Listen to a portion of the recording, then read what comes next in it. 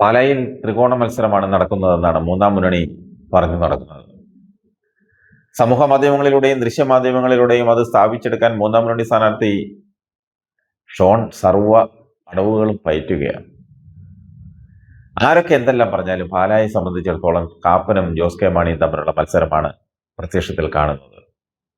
എന്നാൽ പ്രചാരണത്തിൽ പണം മുടക്കി വലിയ കോലാഹലം സൃഷ്ടിച്ചുകൊണ്ട് തൽക്കാലം പിടിച്ചു നിൽക്കാനുള്ള മുഴുവൻ അടവും മൂന്നാം മുന്നണി സ്ഥാനാർത്ഥി നടത്തുന്നുണ്ട്. ഇന്നലെ ഒരു ദൃശ്യമാധ്യമത്തിൽ കുരിശുപള്ളിക്കവലയിൽ നിന്നുള്ള ലൈവിൽ കാപ്പൻ അവകാശപ്പെടുന്നത് താൻ 58,000 വോട്ട് പിടിച്ചിരിക്കുമെന്നാണ്.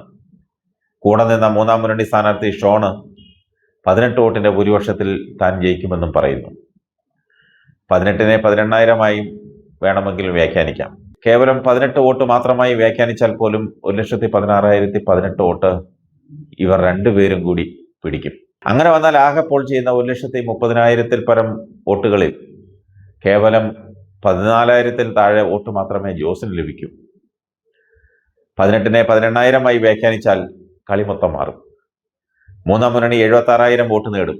രണ്ടുപേരുടെ വോട്ടും കൂടി ചേർത്താൽ മൊത്തം ചെയ്യുന്ന 1,30,000 പരം വോട്ടിന് മുകളിൽ പോകും.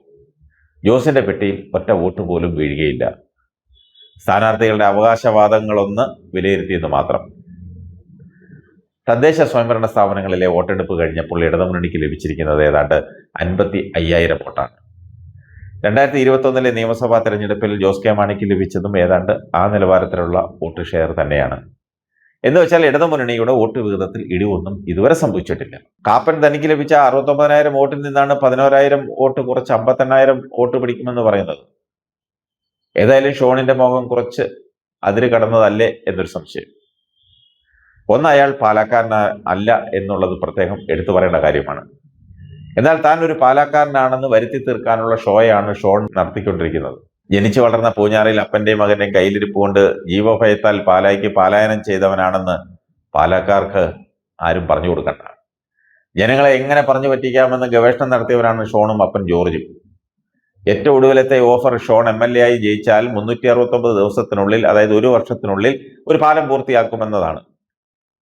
കഴിഞ്ഞ ടൈമിൽ ഇയാൾ ജില്ലാ പഞ്ചായത്ത് അംഗമായി ജയിച്ചു വന്ന പഴയ പൂഞ്ഞാറിന്റെ ഭാഗമായ ഇപ്പോഴത്തെ പാലാ നിയോജക മണ്ഡലത്തിലെ പണിതീരാത്ത പാലത്തിന്റെ കാര്യമാണ് ഇയാൾ വളരെ വളരെ ഉത്തരവാദിത്വത്തോടുകൂടി ഏറ്റെടുത്ത് പറഞ്ഞത്. ഒരു ജില്ലാ പഞ്ചായത്ത് അംഗത്തിന് 2 കോടി രൂപ പ്രതിവർഷം ചെലവാക്കാൻ കിട്ടും. 5 കൊല്ലം കൊണ്ട് 10 കോടി രൂപ ചെലവാക്കാനായി അവസരമുണ്ടായിട്ടും ഇയാൾ കേവലം 4 കോടി രൂപയിൽ താഴെയാണ് ഈ 5 വർഷം കൊണ്ട് ചെലവാക്കിയിട്ടുള്ളത്. ജനങ്ങളോട് ഇത്രയധികം പ്രതിബദ്ധതയുള്ള ആളായിരുന്നുവെങ്കിൽ അതിലെ ബാക്കി 6 കോടി രൂപ ഈ പാലത്തിന്റെ പണിയിലേക്ക് ആ കാലഘട്ടത്തിൽ ഉപയോഗിച്ചിരുന്നുവെങ്കിൽ കഴിഞ്ഞ 5 വർഷത്തിനുള്ളിൽ തന്നെ പാലത്തിന്റെ പണി പൂർത്തിയാകുമായിരുന്നു. ഇപ്പോൾ ജോസ് കെ മാണി ഇടപെട്ട് ആ പാലത്തിന് ആവശ്യമുള്ള തുക അനുവദിപ്പിച്ചപ്പോൾ ഇയാൾ ഇങ്ങനെ ഒരു അവകാശവാദവുമായി കളത്തിലിറങ്ങി.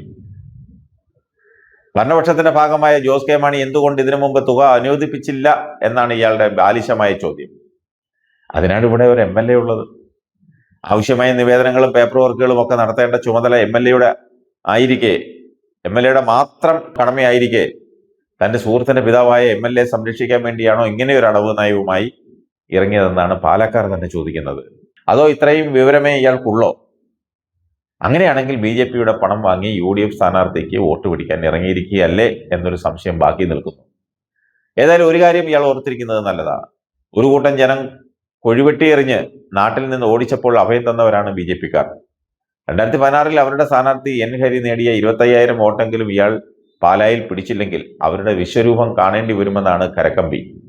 അവരുടെ പണം അനാവശ്യമായി ചെലവാക്കി അവരുടെ മുഖ്യശത്രുവായ കോൺഗ്രസിന്റെ പ്രതിനിധിക്ക് വോട്ട് നേടിക്കൊടുക്കാനുള്ള നീക്കമാണ് ഇയാൾ നടത്തുന്നതെങ്കിൽ അത് തീക്കൊള്ളി കൊണ്ട് തല ചൊറിയുന്നതിന് തുല്യമായിരിക്കുമെന്ന് മനസ്സിലാക്കിയിരിക്കുന്നത് നല്ലതാണ്.